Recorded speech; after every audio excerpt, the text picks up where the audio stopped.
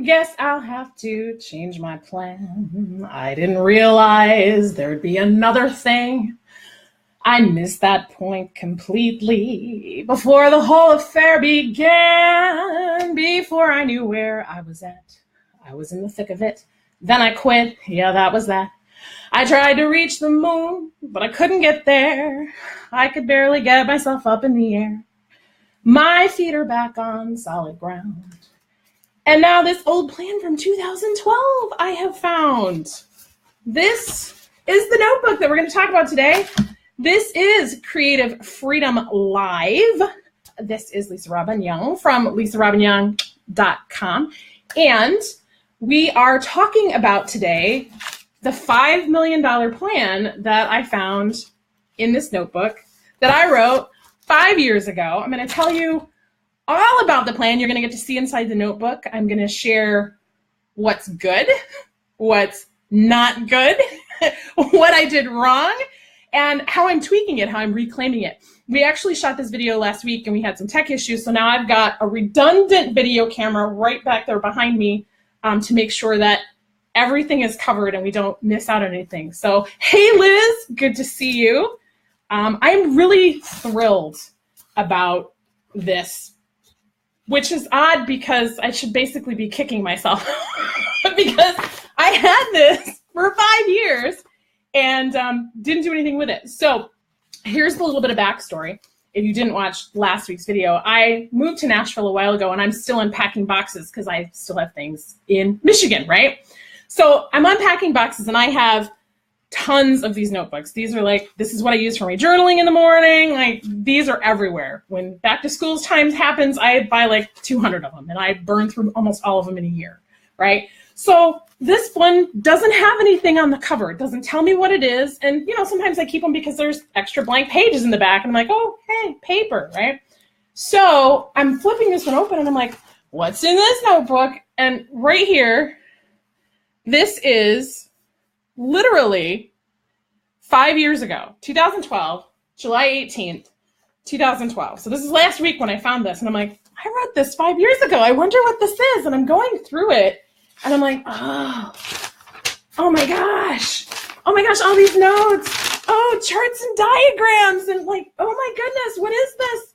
It was a plan to take my business from essentially zero at the time, and I'll explain that in a minute, to $5 million in 5 years. And I didn't do that. About a month and a half after I laid this whole handy dandy plan out, I threw it in a box and it stayed there for 5 years. So Lisa wasn't too bright about that. So to say I'm excited about sharing my mistake and my oops, I don't know if that's, that's a good thing or not. But here it is. Here I am. And as we go through what's in the notebook, I'm going to also post links to all of the things that I'm talking about because I reference some different people's material in this plan that is still really great stuff. There's really a lot that's good in here, right? There's just a handful of things that really screwed me over, and that's why I hucked the plan, right? So we're going to talk about what was good, but one of the things that I've learned in the intervening 5 years is that oftentimes we make plans and we don't follow through, and that's what happened to me. A month in, it's in a box, never to be seen again for 5 years. And in those 5 years, I learned a very interesting quote from President Eisenhower, and he said, plans are useless. Most people put the period right there, and they're like, why bother planning? And that was me. I'm like, didn't work, throw it away, wow, right? But the other part of his quote is, planning is everything. And this has kind of become a mantra for me over the last couple of years. And I didn't realize it had anything to do with this because this was sitting in a box. So planes go off course all the time, right? You log a flight plan. You can't take off until you've logged the flight plan. But planes are off course all the time. And it's the course correction that brings them back onto the path that they're trying to get to. Hi, Laura, good to see you. So that's one of the things that I talk about when I'm working with my clients in Dream Blazing. It's like, you can build a plan for the year, for the next 12 months. That's what dream blazing is. Build a plan for the next 12 months so that you can implement. But if you get a week, a month, half a year in, and you don't go back and check your flight plan and make sure you're on track, you might as well just throw it in a box for 5 years. Because invariably, it's called the 1 degree scenario with airplanes. For every 1 degree you're off course, you're going to be 500 miles away from your destination over a period of time. So the longer you're off course, the farther away you get from your goal. That's why course correcting and coming back and revisiting your plan is so important. I did not do that. I threw the baby out with the bathwater. I'm like, I don't need this. It's not working. I gotta get rid of this, right? It's like the person who posts 2 posts on social media and says, I didn't make any money on social media, so I'm gonna quit. You gotta be a little more consistent and persistent to get those kinds of results, right? You can't just do it once and then walk away. Marketing and business is not a set it and forget it kind of an adventure, not generally speaking. And I lost $5 million in the process, if you wanna put it that way. Money that got left on the table. You hear that one a lot. You're leaving money on the table. I left $5 million on the table because I built a plan, a very solid plan, and I didn't implement, I didn't execute. And there are reasons why. So let's talk about what was good in here. I've highlighted a lot of stuff, and I'm going to try and show it to you as much as possible. One of the things that I did that was really good is my essential why. And this is something I've taught over the years. It's basically your vision, your mission statement, the reason why, the underlying reason why you do what you do. And 5 years ago, I wrote, everything I do is to use my voice to help creative entrepreneurs share their true voice with their right audience so that they can build a noble empire. And at the time, Noble Empire and Inspired Life was like my brand call. That was my rally cry. Build a noble empire, live an inspired life. That was what I was talking about. But this is the filter through all of which your issues, your questions, your opportunities, everything gets passed through that. If it's not something that's in alignment with that, you've got to say no to it, right? So I composed these questions. This was also good. That helped me address it to my filter. Does this opportunity, issue, challenge, question, right? Does this allow me to use my voice? Is it an opportunity for me to speak? So if someone says, hey, we want you to be on our show, that gives me a chance to speak. All right, we'll check that box, right? Does it help creative entrepreneurs share their true voice? I had an opportunity last week to speak on Tara Gentili's podcast, Help Yourself. And yeah, that's an opportunity not only for me to use my voice, but to help creative entrepreneurs. We talked about messaging, so that's them sharing their voice, right? Does this connect true voice to right audience? In that case, I was being able to use my voice with a very, very clear right audience, right? And does this help creative entrepreneurs build a noble empire? Well, if you don't have your messaging right, you're not going to be able to build a noble empire, right? So this checked all the boxes for me. So having my essential why, having these questions that help me make better decisions for myself and my business, those were good things about this plan. I had a very clear vision for the business, what I wanted the business to become. I wanted to own the world's foremost sought after and profitable media development company, to use my voice to help other creatives get their right audience and build a noble empire. So it was my why along with what I wanted the business to become in the process, right? So this was valuable. I had client identification. I knew the kind of clients I wanted to work with. And one of the things that really helped for me 5 years ago was a friend of mine, Sarah Robinson. She was a client. She was my coach for a little while. She wrote the book, Fierce Loyalty. And she built, if you guys can see it, this frame that allows you to develop fierce loyalty for your right audience. And so the common frame for my audience I was planning was going to be creative entrepreneurs. Now, let me back up, because I said earlier, I started at 0, right? I started at 0. Why did I start at 0? Well, there were all kinds of things that happened that caused me to lose a big portion of my business. So my business, I had gone from making, 5 figures in a month to not making anything at that point. And there were lots of different things, that a confluence of events that caused this to happen. So basically, I'm at this point where I had just launched or was just getting ready to launch this new book into the world, The Secret Watch. I had written it earlier in the year, and I was just getting ready to launch it into the world, and basically didn't have much in the way of revenue at the time. So I was starting from zero, and I was going to have this ambitious goal of building a $5 million business in 5 years. And so I needed fierce loyalty. I needed a cadre of folks that I could really rally around this message of changing the face of entertainment media and giving the power back to the creators, back to the creative entrepreneurs, giving them control over their careers, essentially, right? So this framework was really valuable. What was the outside frame? I wanted to work with creative entrepreneurs, and she identifies these different elements that need to be in place. I'm going to skip ahead a couple of pages. These different elements that need to be in place so that you can build this sense of loyalty among your people. And that is belonging, recognition, safety. You also need predictability, support, connection, right? There has to be some type of an organizational structure. There has to be some sense of pride, trust, and passion. Like when you don't have all of these things in conjunction with each other, you don't quite hit the mark. You can kind of come alongside of it, nick it once in a while, but you're not going to maintain momentum. So I had identified all of the different things that I could do to create that sense of belonging. And this was my idea 5 years ago, okay? 5 years ago, I was going to create a web TV show for creative entrepreneurs. Now, just to give you some perspective, Creative Freedom, this handy dandy show that we're doing here live right now, did not exist for another 2 years. So it was 2014, because we're in season 3 right now.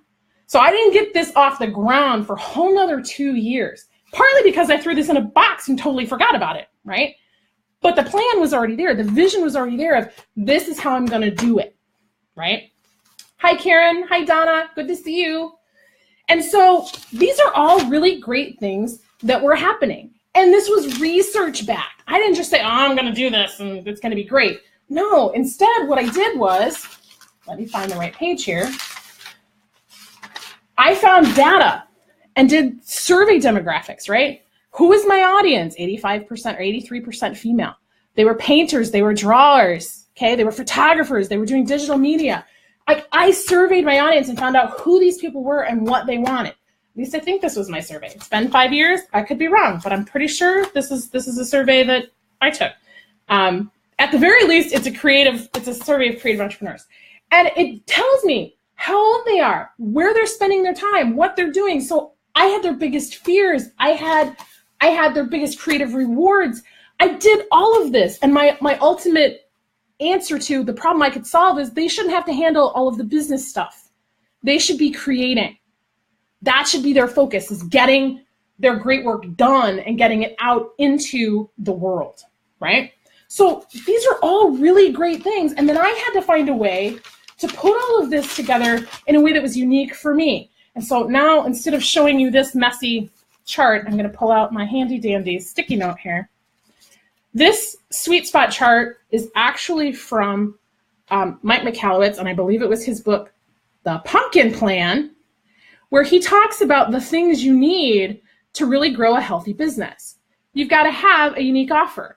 You got to have systems and supports to maintain that offer, and you've got to have great clients to serve. If you don't have one of those things, you've got problems. For example, you can have great clients and a unique offer, but if you don't have systems and supports to maintain it, you're working dollars for hours, and you're doing a lot, and you've got a ceiling on what you could possibly earn, right? You got great clients and system support, but your offer's not unique, you're going to face price pressure because everybody else is going to be offering the same thing that you're offering. There's nothing unique about that. And when I say unique, that doesn't mean you're so different and unusual that nobody else in the world is like you. It means you've positioned yourself uniquely in your marketplace. You can be a therapist, you can be a coach, you can be a holistic healer, you can be a musician, you can be a painter. There are lots of those in the world, but what's your unique take on that element of the marketplace? Like, what is it that you do that no one else is doing, or that no one else is doing like you, right? So if you don't have that uniqueness, then you're just a commodity, right?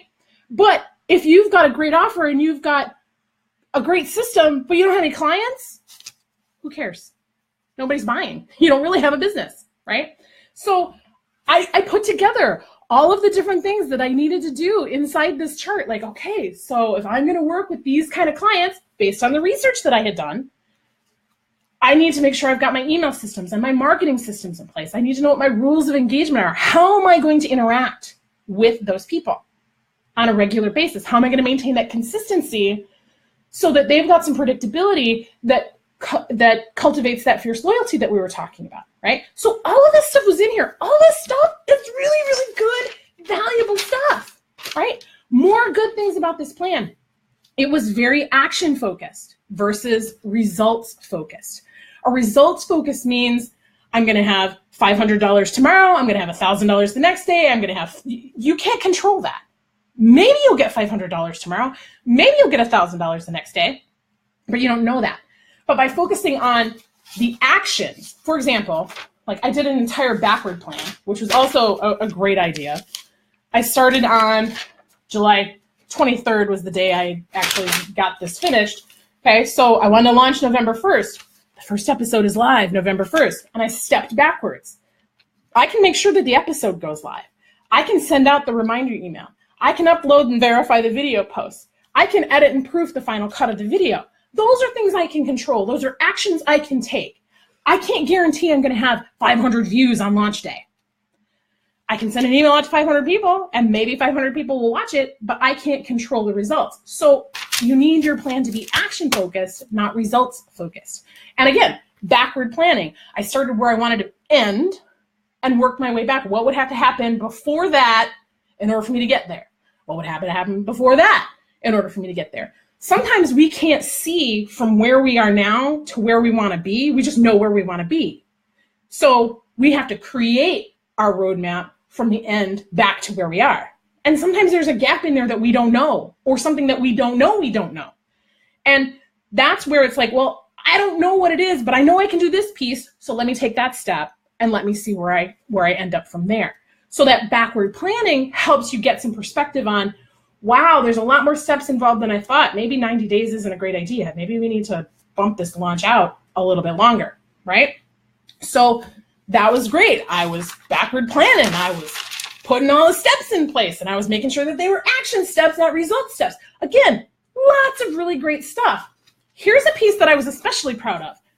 I did the numbers. Now, I'm a fusion creative, so I really like the ideas, and I like being effusive with my energy, and I like being able to share and tell stories. And I can do the number stuff sometimes, but I don't like doing it all the time. I don't like telling the stories all the time either. Sometimes I have to get analytical. That's the nature of a fusion creative. We have to have a little bit of both on a regular basis. So I sat down and I did the numbers, and I'm like, all right, if I want to make $100,000, if I want to make $500,000, if I want to make $5 million, these are the numbers I have to hit, right? So I needed to do 20 speaking engagements. I needed to have 500 people at my live event. I needed to do, 10 people at my group intensive. I had the numbers here and the dollars that correlated to it.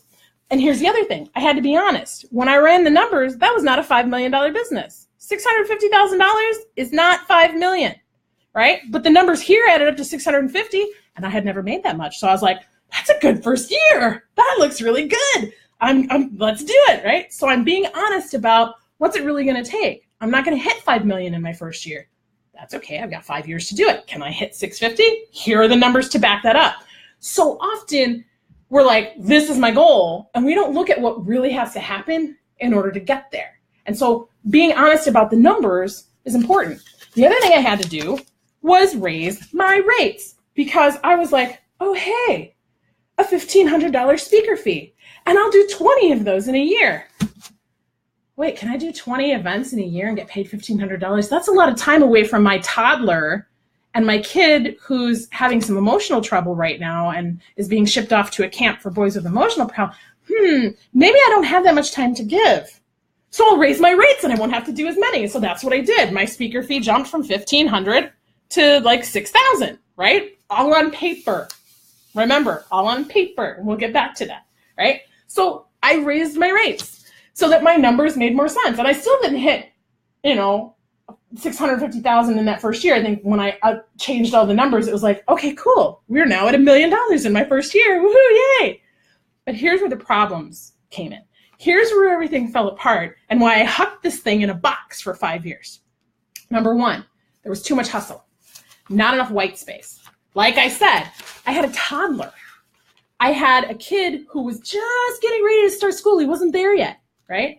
And I'm like, every day, I've got these big tasks. I'm going to do an interview on this day, and I'm going to confirm interview details the next day, and I'm going to do this the next day, and I'm going to do this the next day. And every day, there was something going on. 90 days worth of get stuff done. And Lisa didn't have the bandwidth for that. Lisa was grossly overestimating the amount of time she really had to dedicate to the action steps that needed to be taken.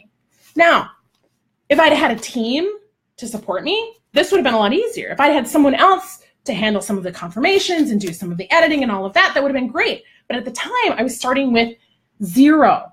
Lisa had no money to hire a bunch of people to do this, right?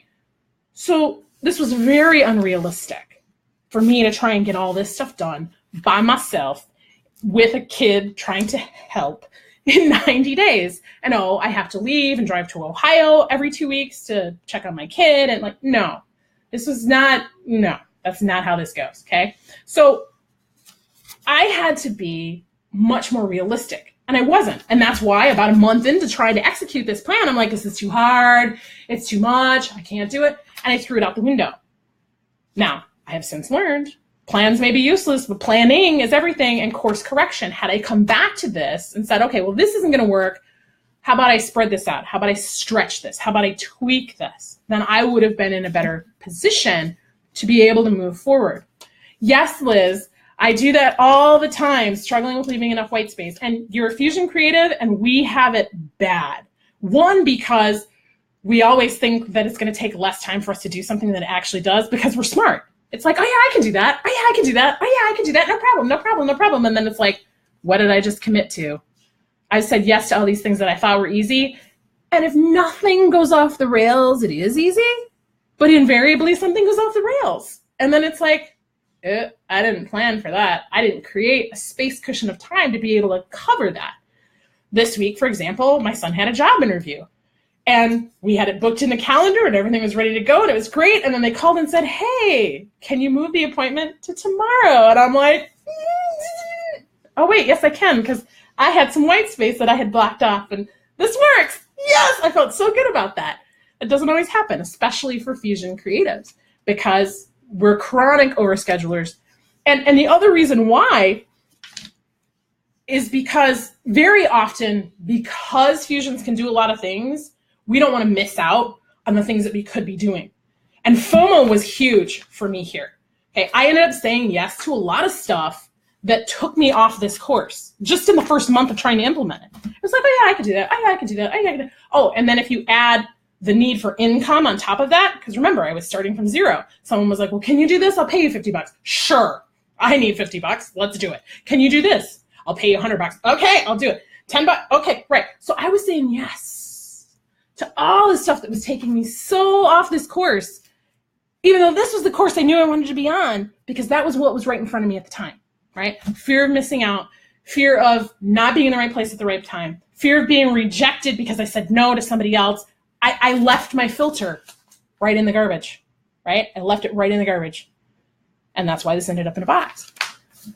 The other thing that was problematic to this plan, and specific to this plan, this may or may not apply to you, was that I was about to release a book into the world. The Secret Watch came out in November of 2012. This was July of 2012. Nowhere in this plan did I do anything to leverage the material that I was just getting ready to put out into the world. I was not leveraging the current asset that I was working on. I had no marketing plan to launch this book. I'm just like, oh, I'll just tell everybody when it comes live in November and they can download it and buy it and tell the world and it'll be great. That was my whole marketing plan for my book. Now, I am very fortunate that my book reached over 1,000 people relatively quickly that week, but that was not because I had a plan. That was because of sheer dumb luck and stupidity on my part. I had nothing in here to leverage what I already had going on. So if you've already got stuff going on, look to that. How can you maximize that before you move forward and say, let's create another thing, let's do another thing? And I'll tell you right now, chaotics and fusions have this one really hard because we've always got lots of ideas rolling out of our brains. We could do that, and we could do that, and we could do, yes, you could. What's going to be the best use of your time to grow your visibility, to create something completely new, or to build on what you've already been doing and gain some traction? One of the things that I really appreciated and continue to appreciate about Marie Forleo, say what you will about who she is and her brand, her product is singular, has been for years. And then only in the last couple of years did she release product number 2. She has been focused relentlessly on growing the market share for that one product and then brought in product number 2. Does she do other things? Absolutely. Does she make money other ways? Absolutely. But what we see for the most part is that one thing front and center, and she's just banging that drum, banging that drum, banging that drum. Yes, Liz, it is easier to chase the new and shiny, but chasing the new and shiny always leaves you tired. Like I chase my kid around and I'm like, whoo, child, I am tired. And I've only like run like a half a block. I'm like, I'm done. I can't, no, that's chasing the new and shiny all the time. Like you're never going to be working from a place of fullness. You're never going to be able to serve from a place of fullness if you're always chasing. But if you've got a plan and you keep coming back to it, like think about the airplane analogy. I'm flying the plane and I know I got to get to Honolulu from LA and oh, look, there's a golden goose. Let me go chase that for a little while. And oh, hey, look, there's a tornado like over the water. Let's kind of go. Like you're never going to get to Honolulu. You're just never going to get there. Well, you might get there, but you might run out of fuel before you get there. So yes, and there's a time and a place for shiny. So let me hit that real quick. There is a time and a place for shiny objects. Shiny objects usually come on our radar and catch our attention because of something we're feeling inside us. It's a trigger. I don't have X, and that bright shiny thing is making me feel a certain way that I want to get that. I want to get that experience into my life right now. I want that shiny to make me feel this certain way. So when bright shiny comes onto your radar, you have to look at it and go, okay, back to my filter questions. Is this thing going to help me do all the things that I said I need to accomplish? Does it pass muster with my filter? If yes, then the next question you need to go is, do I have the bandwidth for this right now? And if the answer is no, am I willing to let something else go to create the bandwidth for that thing? And so often we don't do that. We're just like, oh yeah, let's just add one more thing to the shopping cart and keep on going. We can't do that. We run ourselves into the dirt, into the ground. We get so tired and so exhausted, right? So I didn't leverage what I had. I was caught up in FOMO. Karen says, yeah, bandwidth. Yeah, we just had a conversation about bandwidth, didn't we? You've got to work with what you have. Your constraints dictate the speed at which you can move. I have a client right now. When she started working with me, I talked about riding the snail, right? Like you've got 5 hours a week to work this business. You are riding a snail. You are not on a rocket. You are not going to hit 6 figures in 6 minutes. Don't even plan that way. Right? Well, she's not riding the snail anymore. She's riding the turtle. She's got a little more momentum behind her. She's got things that are starting to come out into the world. And that's because she dealt with the bandwidth that she had and didn't not enough herself for not being able to move as fast as the other people around her. Right? So and that brings me to the other piece. You got to be realistic about what you're doing here. Right? I had no support. I was expecting the world of myself. I'm surprised I didn't get adrenal fatigue from all of the stuff I was trying to check off in 90 days here. Like crazy amount of stuff to do. And no space, no bandwidth, no white space to be able to breathe or deal with a problem that comes up. I got kids. Kids, like, they're 2 minutes from now, I could have a fire in my other room because kids are weird and stuff happens with kids. They're that unknown quantity, right? So those are big problems. Other things. The goals were results driven. Now, the steps in the plan were action focused, right? But the goals were very results driven. I want to have 1,000 people at this event, and I want to do 50 of these, what I have, 50 teleclasses. I think somewhere in this plan, I was like, I'm going to do 50 teleclasses, 50 calls this year. I'm going to do 50 training calls. And here it is. I was expecting too much, and it, it was results focused. I'm going to do 50 teleclasses a year, and I'm going to have 500 people on the calls.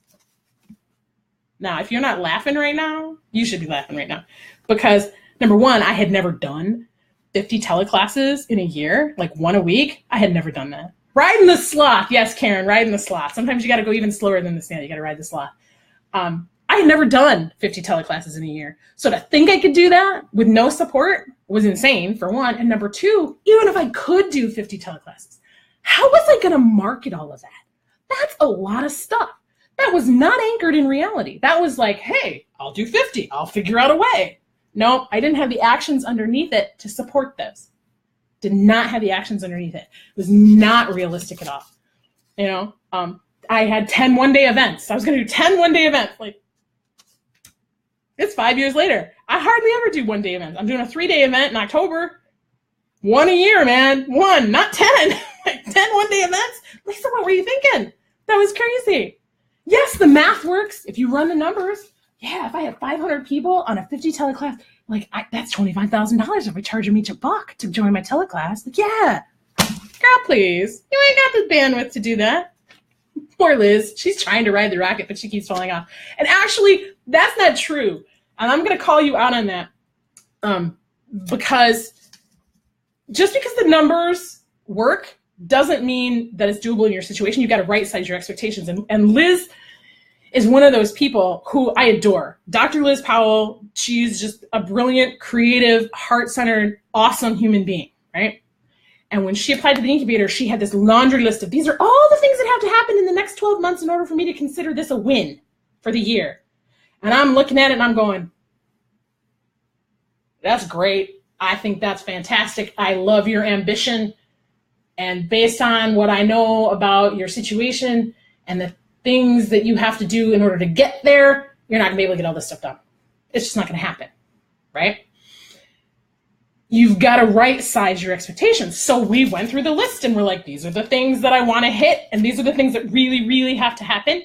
And some of them she wasn't even doing. And I'm like, so if that's really important, what are we going to do to make that happen? Like, how are we going to go there? And this girl rode the rocket. I know you keep saying you're falling off. I don't think you're falling off. I think you're just kind of slipping in the saddle a little bit, right? Because you're learning how to set those boundaries and get things systematized and moving forward for you. But to go from making roughly $2,000 a month to having a $50,000 year, like tripling your revenue in a single year, and we aren't even done with the first 12 months yet, and having more white space and breathing room in the process, because that's something that we checked in on regularly. I'm like, you're doing these things. Do you still feel like it's manageable? You're doing these things. Do you still have breathing room? Are you still taking time off? Are you still taking care of yourself? Yes, no. Great. Let's course correct and keep you on the path that you're on. And she's been doing great. You've been doing great, Liz. You've been doing great. So rooting the results in the how. Okay, these are the things you want. How are we going to get there? And if over half of the how is some nebulous, I don't know, we're going to trust the universe, you're going to be hard pressed to hit those goals because you don't know what needs to happen in order for you to get there. Now, I'm not saying you can't have the goal. I'm saying you got to put boots on the ground and figure out some of what's the next step. What's the next step? What's the next step? Or you got to hire somebody to do the how for you so that it's handled. Because if you don't take the action steps, I don't care what your goal is, you're going to be real hard pressed to get it. Occasionally there are miracle stories like my former nanny who just had a car delivered to her. Some woman driving down the road pulled over and said, "Are you Amy? I have a car for you." Out of nowhere. Like, that happens sometimes, but those are the exceptions, not the rule. The rest of us, we got to work. We got to do the work. So what am I doing differently? What am I doing differently? Well, the first thing I'm doing differently, I'm doing what I teach all my clients to do, right? 5 years, you've got some hindsight, you can be like, okay, yeah, girl, this ain't gonna work, right? So one of the things that I talk to my clients about is this concept of I matter, you matter, we matter, right? And this was actually given to me by Deb Chamberlain, who's a friend of mine, and she's also a coach, and she talks about the idea of we got to put our own oxygen mask on first. We got to take care of ourselves first. Then I can help you. Then I can work with you, my clients, to help you get what you need. And then I can look at what's the bigger scope. How does what I do fit the bigger picture of the world? So I matter, you matter, and then we matter as a collective. How do we co-create whatever it is that we're trying to accomplish in the world, right? I love you, Liz. She's awesome. I love her. So I am checking in with myself. Like, what do I really need? Is it reasonable for me to hit 5 million in 5 years? If you ask me today, no. Once my kid goes back to school, maybe. Maybe it's a bit more doable, right? So what do I need to do to take care of me? And I got to plug that into my plan first. Then I can go, okay, how do I meet the needs of my audience, right? So that I'm still taking care of me. And I plug that into my plan. Then I can see how that shapes the bigger message that I'm putting out into the world, and I can go from there. And I got to right-size that plan based on my context. Right now, I am a single woman living in Nashville in a 3-bedroom apartment, right? So I'm not facilitating fancy retreats at my home. That is not going to happen. Like, I'm going to get an Airbnb, or I'm going to do a hotel, or I'm going to skip the retreat idea altogether, and I'm just going to focus on, let's come to Nashville and have an experience and work on your business plan. That's what we're doing in October, right? So I have to take my context into consideration and then pad it out a little more for those unexpected surprises. We don't plan for unexpected surprises. I think it was Dave Ramsey who said, emergencies will happen. It's a given. They're gonna happen. We just don't know when. And so most of us just choose not to plan for them instead of going, okay, I just don't know when. Let me create the cushion, right? So that's a big piece. I'm focused on action steps. What are the things I can actually do? What are the things that are within my control? I can show up. I can say hi. I can do a Facebook video. I can, turn the redundant camera on to make sure that this one doesn't die this time like it did last week, right? I can make sure that the content is there. Those are the things I can control. I can't control who shows up. I can't control who's going to comment. I can't control who's going to share it or not share it. I really hope you share it, right? I have no control over that. So I'm going to focus on the action steps that I'm going to take versus focusing on the timeline. I got to do 5 million in 5 years. No, I don't. As long as I'm growing at a healthy clip and I'm satisfied with what I'm trying to accomplish, $5 million is just some arbitrary number in the sky. I might not ever hit 5 million, and I'll probably be okay with that if I'm staying on course doing the things that match the filters that I've set up for myself in the course of building this business. The other thing I'm going to do, I'm growing my team, and I'm going to get the right supports to support me in my journey. I have an accountability partner. Her name's Winnie. She's been my accountability partner for years, and I adore her. And she and I, we get together once a week, and we're like, okay, this is what you said you were going to do. What did you actually do? And we do that for each other, right? I'm hiring a VA, and that's somebody who's going to be working for me and my clients inside the incubator, because that's an important piece of freeing me up from doing the hands-on stuff. Like, I've got a design person, right? So all of these team people come to help me take the load off me, and I'm helping them. So that's, I matter, they matter, we matter. See how that works? So that's what I'm doing. And this is still a great plan. I just need to stretch it out a little more and stop trying to ride the rocket in a week and have a better handle on what's realistic for me, right? So that's it. That's what's here in this notebook. And if you want help to tweak your plan, I would strongly encourage you to consider joining us in Nashville in October. It's the 12th through the 14th. It's Creative Freedom Live is what we call it. And basically, it's 3 days that are focused on building your growth plan for the next 12 months and your business. So it's actually a little more than 12 months because we start in October and we're going to go through the end of the year and into 2018, all the way to the end of 2018. But so many creatives don't do this part. They make a plan and then they put it in a box for 5 years. And they go, I should have done that. Why didn't I do that? Well, this is set up so that you do the work while you're there and you start taking action right away. And that's what I'm really excited about. You'll go through the entire dream blazing process. And my clients can tell you that when you do it, you get results. But you can't just do it and then walk away. You got to do it and you got to course correct, right? So they've got goals that are clear. They've got identifiable action steps that they can take.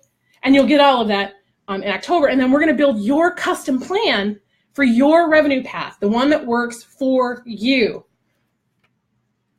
Liz says, this sounds exactly what I need. Well, good. I hope you're going to come. You've got a client discount, so you need to make sure you take advantage of that and join me in Nashville. That'll be fun. And you're not just going to get the plan and work out the action steps. We're going to talk about how do you handle course correction, because life goes off the rails. Things happen. Situations change. And if this stuff's still important to you, you have to be able to figure out how to work with the new context when your context in life changes. Because creative entrepreneurs are not like business owners, like corporate America business owners, right? They can check out at the end of the day and go home. We are our business. We are the face of our business. A lot of times we are the product. And if that's the case, we don't just turn it off at night when we go home. We carry it everywhere we go with us. So we have to be able to respond to things a little differently than someone in a corporate type role would. And that's one of the things that we're going to talk about. So when you get off course on your flight plan, we can bring that all back together. And this is all the stuff that I'm writing about in my new book, Creative Freedom. And if you come, you'll be one of the first people to get a glimpse into the depths and the bones of what this book is all about.